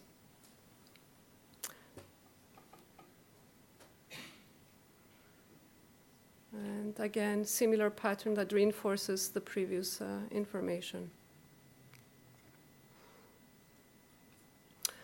Okay, so hopefully I convinced you that cars are a good mechanism to sense the city.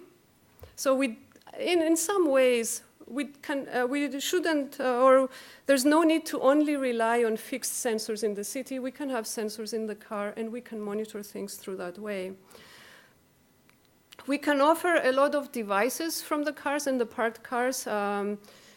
We can have localization, distributed computation, ad hoc infrastructure as people move, mobile data centers. A few of these things I touched as I was presenting: Wi-Fi, mobility sharing, assisted parking, energy offloading, and the likes. So let me, I think I have a few more minutes, so let me go through some cases where we could be using this idea. And let me start with gas leaks. Actually, gas leaks is responsible for about 17 fatalities and 68 injuries annually in the US, and it's costing about 133 million annually. That's for the US. I believe, I was told that also Dublin has cases and incidences of gas leaks. So imagine having a situation where at a street there's a gas leak and the gas is emitted. We have cars over there that they're equipped with the appropriate sensors. They can start, as the gases populate the atmosphere, these sensors are triggered. They start sensing the existence of a gas and the density of a gas. By looking actually, I think some of the shading doesn't come quite well, but by understanding the density and through the combination of information and sharing, we can pinpoint the exact point where the gas leak exists. We can take it back to the city plans and identify where the pipe is. Let's also talk about another case, excuse me. How about home security? We would all like to be very safe at home. But that's probably not always the case. There's some neighborhoods in the US, they have the neighborhood watch. But here's another example where we might be using a park card. We have this person with not so noble intentions going to a car, getting close to a house. He's detected by the alarm. The alarm sends messages to the car. The camera of the car becomes active and captures this particular person as he tries to leave. I was trying to think, could it help the mayor catch the fox? Not so sure, as Marka pointed to that particular example. And finally, another application of the possible application for this type of idea, and something that is affecting quite a lot of people and the cities.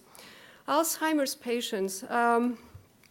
I was looking into statistics. Currently in Ireland, there are about 38,000 people suffering from Alzheimer's, and it is expected to go to 58,000 in 2021. I was also reading some statistic that worldwide is becoming a very big problem, and 1 in 85 people is expected to be affected by Alzheimer's by 2050. As we all know, Alzheimer's patients can often go off to the road and get lost, and their loved ones have a hard time finding them. If we were to tag these people with an RFID tag, as they wander off and their relatives start looking for them, as soon as they realize that they're gone and they go through the city, they can raise the alarm. So the alarm is raised, things get in motion, the person has been registered, so the picture is taken. Also the RFID tag can now be traced by different sensors on cars, and the location of the patient can be obtained.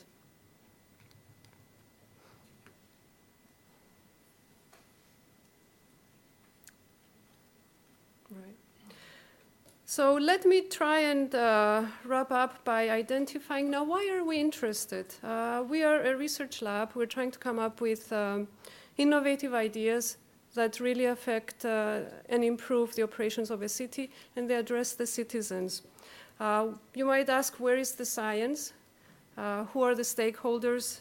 And where is the open innovation?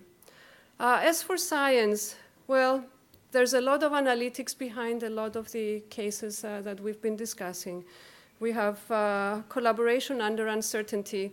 There's risk and uncertainty. We like to quantify the amount of uncertainty, and we work with data mining techniques, optimization techniques, stochastic modeling, control theory, borrowing techniques from engineering and mathematics and computer science, and bringing them together to address this problem. As far as the stakeholders, we have obviously the developers, we have the car owners, we have the municipality, because this will take the collaboration of all these stakeholders, the OMEs, and the brokerage services, that they need to work together to make this effective. And we certainly have the crowdfunding model that was presented and discussed earlier. If all come together, we can really put such an idea into operation with results that help the city.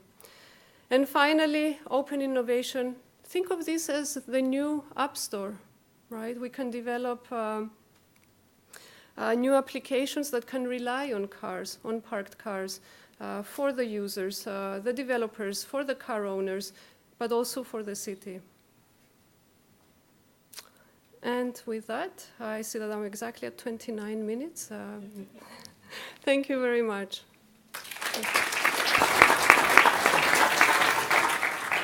Thank you indeed for a very inspiring set of examples in also city context, and that is leading to the next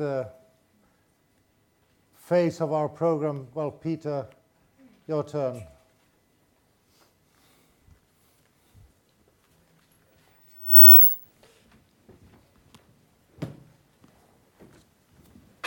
Now, folks, we're coming near the end, and I know Martin and Bro are going to say a few closing words.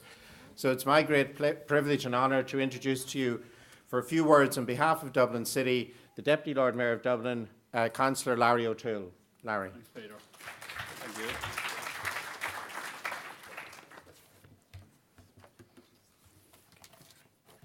Thank you. I would like to begin by offering you a big Céad Míle Fáilte, or 100,000 welcomes, to this great city of Dublin, who I have the honour for the next year of being the Deputy Lord Mayor. I came to live here with my parents in this city from the country when I was 14, so I count myself now, although country at heart, I'm a Dubliner. I'm privileged to serve this city as Deputy Mayor. I hope you have had time to see and enjoy the city, and that more importantly you will come back and visit us again in the future. I would also like to congratulate our friends in Intel and the European Commission and our own team in Dublin City Council for bringing you to Dublin. I believe that creativity and innovation is part of the DNA of our city and our people. It is great, therefore, that you're here with us talking about innovation. Innovation is one of those big words, I suppose. But what does it mean in practice, and how does it make the world a better place? Marty Cooper from Motorola was interviewed on Irish radio last week. He is considered the father of the mobile phone and is also noted as the first person in history to make a handheld cellular phone call in public. I remember the first one I had about 15 years ago, a big Motorola with an aerial like that. I'm sure most of you will remember it. Well, that was of its time, and look how we have advanced. I would guess that every one of us in the room now has at least one mobile phone, and that probably we could not survive without it. This innovation of the 70s is now all over the world. The mobile has changed lives, it has saved lives, it connects us to one another and to knowledge, and the mobile phone has actually shrunk the world. The simple act of supplying one mobile phone to isolated villages in India has helped save the lives of newborn babies. In Dublin, homeless people have been supplied with mobile phones to help them contact the homeless service and to try to get a bed for the night. The mobile phones show us that innovations can change lives, really make change. Technology is great, but it only if it serves the needs of human beings. We have a real and serious challenge in our cities and our world. We need to tackle isolation, homelessness, creation of jobs, health and the environment. Innovation and innovators can find solutions that solve these challenges and improve lives. This is your challenge. Make things happen that change lives and society. My message would be innovate with purpose, innovate with values, and innovate for people. I want to call on governments, I would like to call on governments and businesses here and throughout Europe to provide funding to support innovation around social challenges. We need to foster and support social innovators who can help find practical solutions to real-world issues.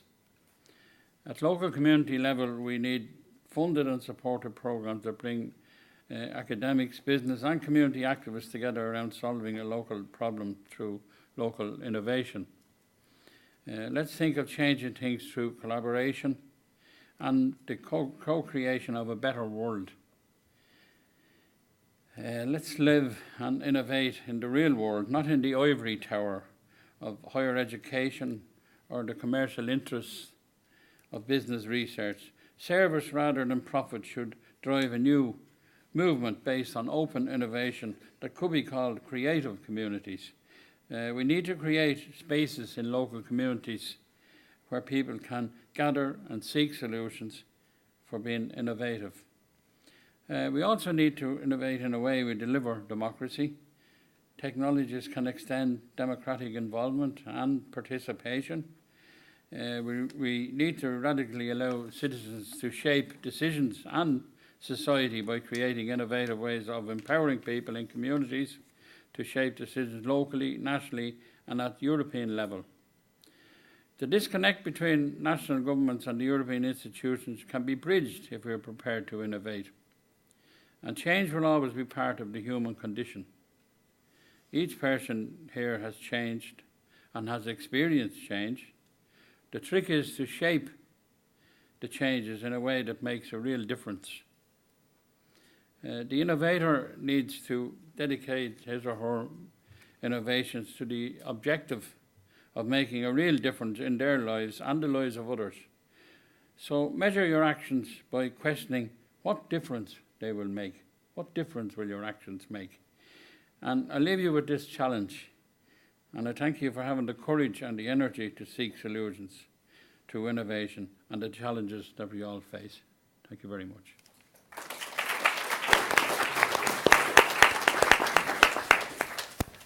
Thank you. Thank you, Deputy Lord Mayor. I'm going to hand over now to Martin and Bro to bring this wonderful day's work to a conclusion in the way that only these terrible twins can. There's a certain twinship about twinship of energy, certainly. If not size, sorry, Martin.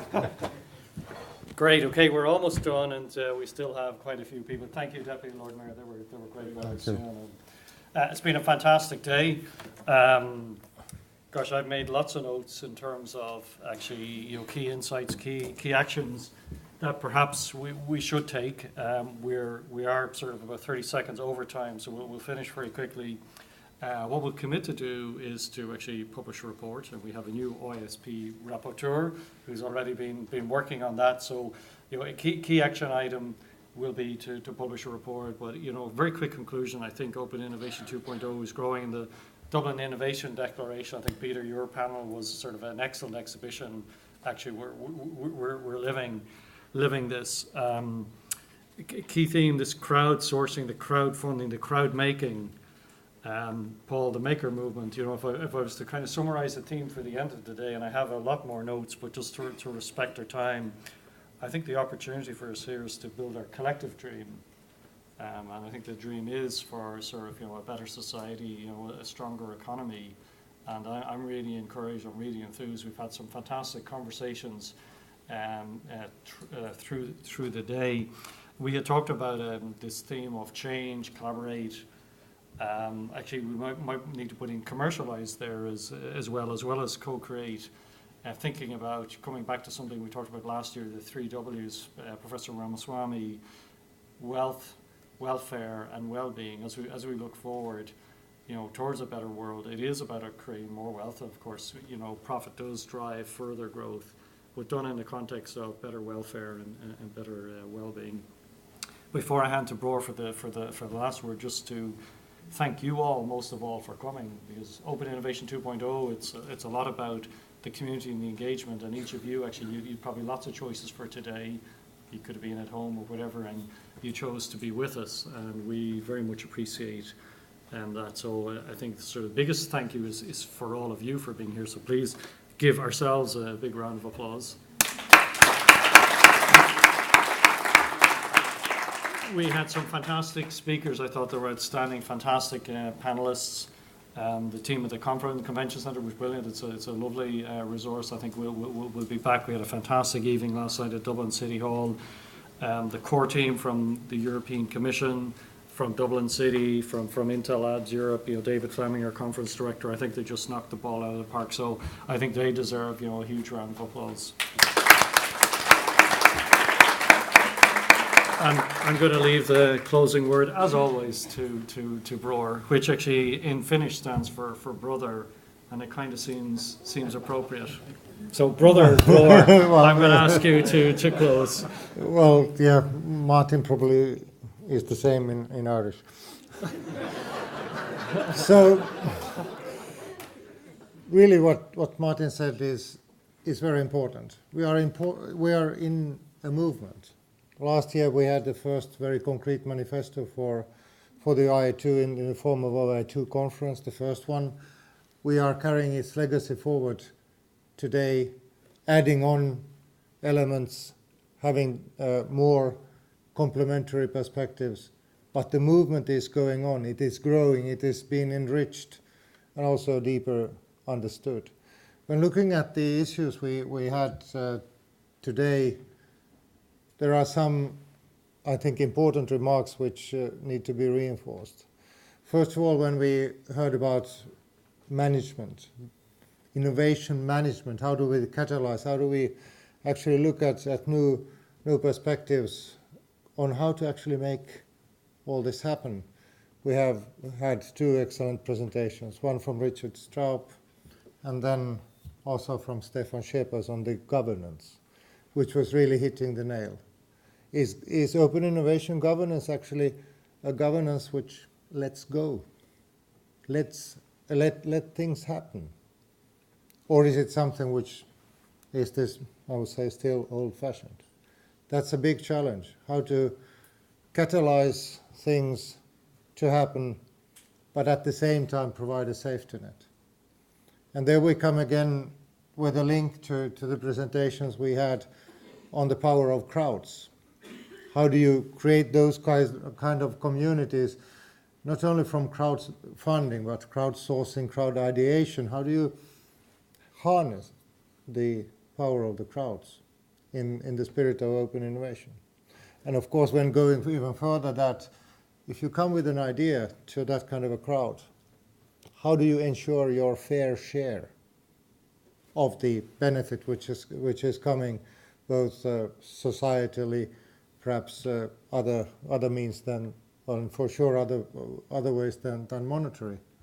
But what is your fair share if you contribute to the common goods, and how you can actually do something on it? We were touching that, and also if I look at the last panel we had, we were speaking about intellectual property, but again to keep things open and to keep these streams free flowing. We spoke a lot about flows today. I think that is also important. And also reflecting to the last panel, what was, I think, very, very important is really totally new ideas. And that is what open innovation is about. Well, I really think about, for instance, the example of using cars as parts of telecommunications networks. Well, luckily I have those kinds of old cars which do not have a single piece of electronics, so I'm safe. I still have the pleasure of driving. But okay, I would need the spare parts from the tech shops for sure. Anyway, this is a fantastic community, and I wouldn't like to close the event, but well, the doors need to be closed, but the minds do not. So please continue the journey with us. We will, of course, need the quadruple helix. We will need you as well. Thank you.